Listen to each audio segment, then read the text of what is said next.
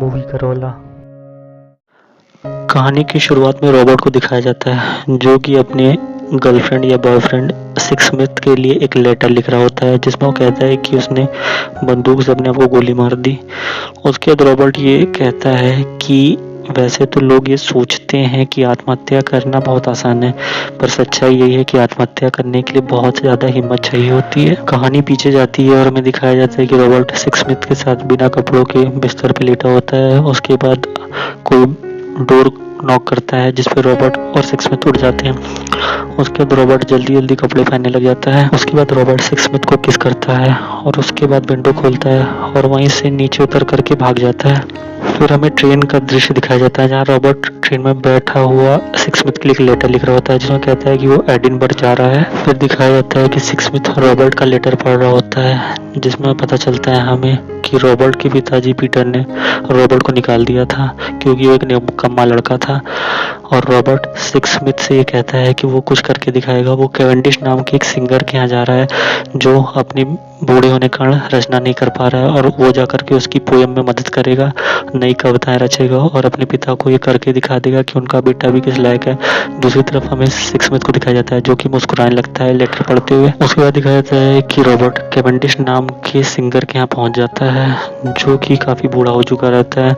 Cavendish Robert को पूछता है कि तुम अपने बारे में बताओ, जिसमें रॉबर्ट अपने बारे में कैवेंडिश को बता देता है। उसके बाद कैवेंडिश कहता है कि उसके दिमाग में एक धुन है जिसे वो बनाना चाहता है और वो कुछ गाना गुनगुनाने लगता है। दूसरी तरफ दिखाते हैं कि रॉबर्ट उस गाने का नोट एक कॉपी पर लिख रहा होता है। उसके बाद दिखाया जाता है कि कैवेंडिश अलग अलग धुनों को गुनगुनाता रहता है और रॉबर्ट उन धुनों को संगीत के नोट और सिग्नेचर फॉर्म में लगातार एक नोट के रूप में लिखता चला जाता है। उसके बाद कैवेंडिश रॉबर्ट को कहता है कि अब इस धुन को बजाओ, जिस पर रॉबर्ट कहता है कि कौन सी धुन बजाऊं, जिस पर कैवेंडिश गुस्सा हो जाता है और कहता है कि तुम यहाँ काम करने आए हो कि मुझसे सीखने आए हो केवल।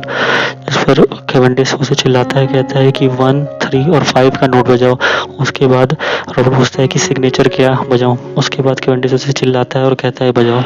उसके बाद रॉबर्ट पियानो बजाने लग जाता है जिस पर कैवेंडिश का दिमाग खराब होने लगता है और वो कहता है कि मैंने तुम्हें धुन बजाने को कहा था, तुम तो धुन का घुन बना रहे हो। और वो उसे चिल्लाने लग जाता है। तब तक कैवेंडिश की जवान बीवी लूसी आ जाती है और कैवेंडिश कहता है लूसिया मुझे यहाँ से ले चलो। जाते वक्त कैवेंडिश अपनी बीवी लूसिया से कहता है कि इस लड़के को यहाँ से निकाल दो, इसे बजाना नहीं आता है।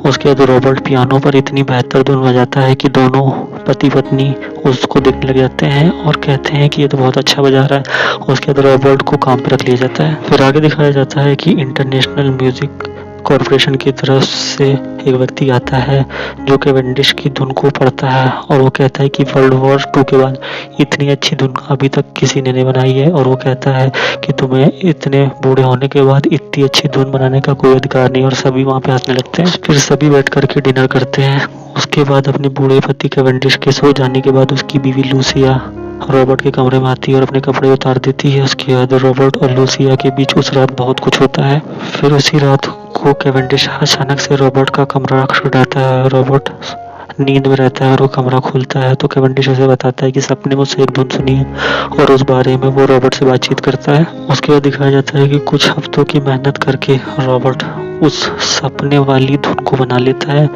जिस पर कैवेंडिश बहुत ज़्यादा खुश होता है और कहता है कि तुमने मेरी धुन को बना लिया। जिस पर रॉबर्ट कहता है कि मैं हफ्तों से इस धुन पे काम कर रहा था।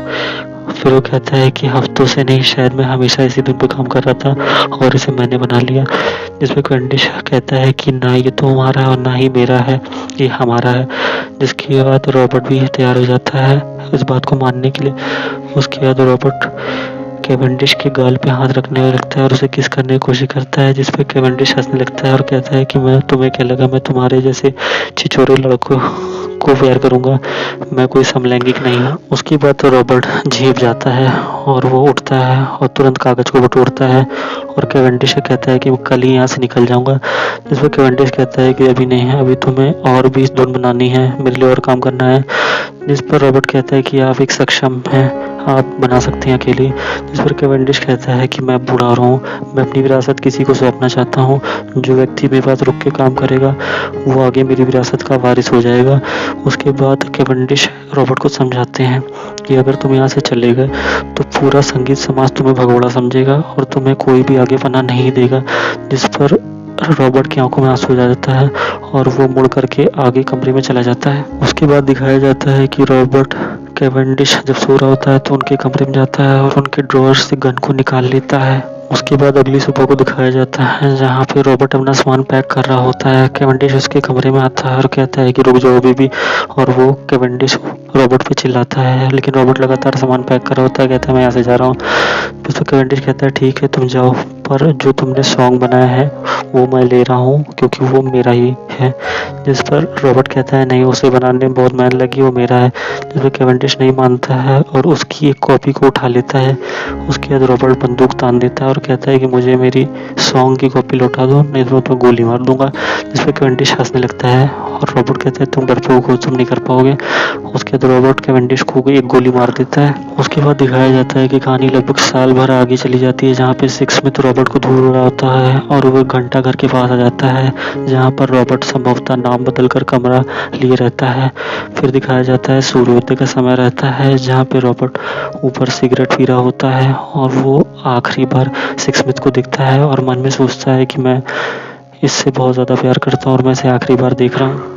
उसके बाद दिखाया जाता है कि कहानी की शुरुआत में जो रॉबर्ट लेटर लिख रहा होता है वही लेटर इधर वो पूरा कर लेता है और वो बाथ टब में जाकर के अपने आप को गोली मार देता है नीचे, जो कि सिक्स स्मिथ रॉबर्ट को ढूंढते हुए इसके होटल तक आ चुका रहता है। उसे गोली चलने की आवाज़ आती है, वो दौड़ करके आता है उस कमरे में तो देखता है कि रॉबर्ट मरा पड़ा रहता है।